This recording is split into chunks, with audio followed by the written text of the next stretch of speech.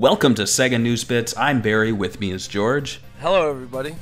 And we are finally talking about SEGA Forever. It took forever for us to get to this, but I'll be honest, I didn't feel like there was enough to talk about, and I was waiting for something to happen closer to E3. I knew that there was some stuff going on behind the scenes, so I was waiting to see something else. We'll get into that. But what is SEGA Forever?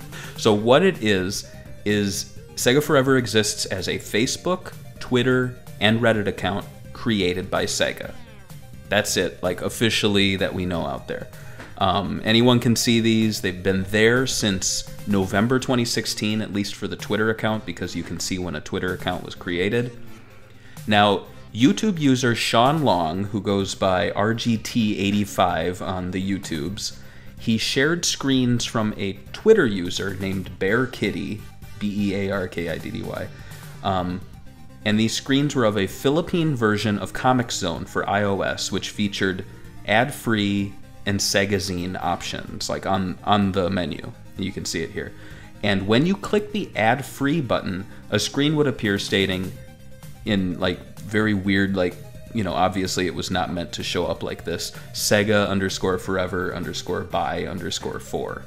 And then also, as he was playing, a pop-up screen appeared advertising a SEGA Forever newsletter. And so this RGT85, his source, also said that he received a survey. And I'm not gonna, you know, throw any shade at Sean and his video. Maybe I will a little. I think he made way too many assumptions and acted like way too many things were like confirmed. Yeah, I have to agree. Like, there is no subscription on the video unless he knows something that we don't know. I think that's kind of like moving to the next step, because they've done this before. I mean, Sonic CD had an ad-free version, and then they launched a paid version for $5. Right, and you know, he does make mention that his source did a survey, and he was saying, oh, the survey basically confirms that they're going to be porting Saturn games. That's my impression of him. But they're not. I looked at the survey. The survey basically, it doesn't mention SEGA Forever anywhere in the survey, but it does talk about classic games, you know, if people like those, if they like ports, if they like emulations. It says what SEGA franchises are you into and what SEGA hardware have you used or owned. And that's about it. And we've seen this before, time and time again, from SEGA and SEGA Networks. They will be like, do you like Panzer Dragoon? And the people go, oh my god, they're making a new one. They're not. But we'll get into if this is, you know, a lot of nothing. George, what do you think about this being a new subscription service? Would you jump to that conclusion? I wouldn't jump to the conclusion just yet, but I think I don't know, do you think there's like a place for SEGA retro games as a subscription service for like $5 a month? I do, but I don't think it would do on the mobile platform. No, I don't. That's what I'm saying. The platform is like, if they had a platform where it worked on mobile and it worked on PS4, Xbox One, PC, that would be something. Now we'd be talking about something pretty big, because imagine you pick up any item in your house basically at this point that's new, and you have a Sega game and Sega Genesis game you could play in your library. I mean, how do you feel about that? That's very cool, but I mean, to have this service, SEGA Networks would have to have a great library of ports, and they really don't right now. And so maybe their plan is to get back into that. Crazy Taxi did reappear on iOS with a free-to-play version with ads, but I'll get into it. I'll get into it when we get to the question. But the thing I was going to ask you, what do you think about this just being like, okay, so they say that it's an ad-free or whatever, it's ad-free. Yeah. Couldn't this just be like you buy it and you keep it forever? Wouldn't that make more sense than a subscription service that when you stop paying, all these SEGA Forever games go away? Wouldn't that kind of make a meme of a joke like, yeah, sure, it's forever until you stop paying us? Well, yeah, and I mean, on my mobile phone and on my iPad, I play Crazy Taxi and I play the two Sonic 1 and Sonic 2 remastered and Sonic CD. That's about it. And like, what were those? Like $1.99 each? Yeah, something like that. For $6, I own them forever. and not SEGA Forever if it's a subscription service, but like actual Forever. I don't see the appeal. And so my next question would be, what does this have to do with Amazing Sega, if at all? And I'm asking this because in the RGT85 video, he does bring up Amazing Sega and talk about how there are a lot of changes happening at Sega. I agree with him that there are a lot of changes happening, but do you think that the changes happening like at, you know, SEGA of Japan with Amazing Sega and the Eye has anything to do with this? I think it has to do more with their software output, like Sonic Forces, Yakuza 6. Like when you saw the E3 badges, the game that's being displayed proudly is Yakuza 6. And they have 2 Sonic games coming out at E3. So think about it that way. Sega is putting a lot of faith in their lesser IPs, more Japanese-centric games, when they come west. And that's something that Sega of America hasn't done in forever. When's the last time that they've put just a regular Sega game, going third party, over Sonic at E3? Yeah. So, it's been a long time. Yeah, so I think that this has nothing to do with Amazing Sega. I think this could be, this could obviously be real. I think it has something to do with the network, and I think the mobile division is separated from the Sega software console division.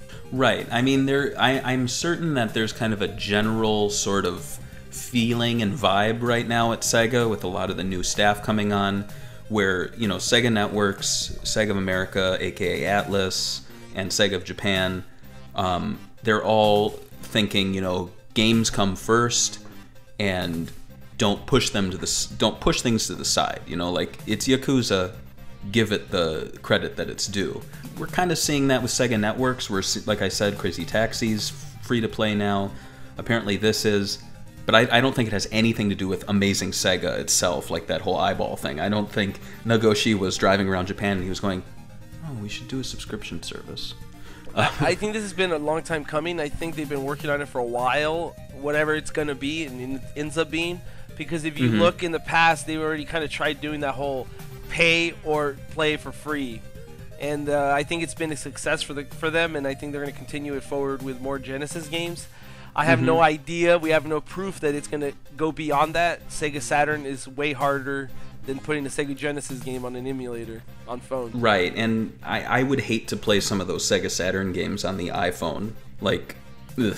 They won't work. Is there any of them that you think will work fine? I can't think of a lot. Maybe Shining Force, but like... Maybe, but they wouldn't do that one. Exactly what I'm saying. Like, I don't think Sega cares about that one enough to put it in, you know, make it a big game. And so my next question, and I'll go first on this one because I'm sure I have a lot to say, is could this be nothing? And I'm going to be the Debbie Downer. I'm going to... What? I was going to say, No. I don't think it's going to... It could be nothing because Sega Network always has a bunch of nothings all the time. Exactly. Well, I mean, first off, these accounts were created November 2016. It could very well be that someone in Sega Networks was making a pitch and they said, Forever Sega, or Sega Forever, and they go, oh, what's that? No, it's a subscription service, we have a bunch of game ports, and instead of people buying the individual games, they go for an ad-free option, and it covers all of them, and it's like $10 a month or something, or $5, and they go, oh, brilliant! And so, you know, they're probably like, well, you know, why don't you go get the Facebook and Twitter and start a Reddit thing? Okay, and then November 2016 passes, and they're like, we're not going to do it, but the accounts remain. Like, that's what it kind of feels like to me. And I think a lot of our readers don't know that we hear about a bunch of games coming out all the time and then nothing happens. Like, right. From official people, and it's like, we're not supposed to talk about it, so we never talk about it on these things. So we're not going to go into specifics, but they never happen, that's right? All we'll say. Yeah. Right. I mean, well, let's talk about some things that were that were leaked, and we knew nothing about these. We saw them when they leaked. So Sega Blast Heroes, that was that game where it was like that chibi characters. Yeah, the chibi characters fighting. That leaked. Nothing came of that. There was Sonic Runners Adventure. That leaked. Nothing has come of that yet. It might. Who knows? But it really looked like they were trying to salvage Sonic Runners. Sonic Village was an attempt at a like Sonic Boom Tapper, where you'd like build your village. And that one, I think if I remember correctly, that one was someone who went a little rogue on the Sonic Twitter account and was like, oh, let's put this out there and test that. and they cracked down on that. And I think that was probably a moment where the Sonic social media and Sega Networks probably had a bridge built between, or a wall built between them. And so, my point is, sometimes Sega Networks, they'll try stuff out and then they don't do it. And we'll see them at certain stages. For example, Crazy Taxi Gazillionaire came out. They've been, I'm sure, testing this, with people for months. But we don't know that because obviously people, they don't talk about these things. However, these things leaked and that never happened. So, why aren't we sitting here going, oh, where's Sonic Village? Because I feel like Sonic Village has just as much details out there as this SEGA Forever. I think this is more exciting for older fans. And right now there's a lot of people hoping that Sega means they're coming back with a lot of older games. Mm-hmm. But, when do you think we'll hear about this? We've been hearing that Sega Networks has stuff planned for after E3, so I would probably wait until then.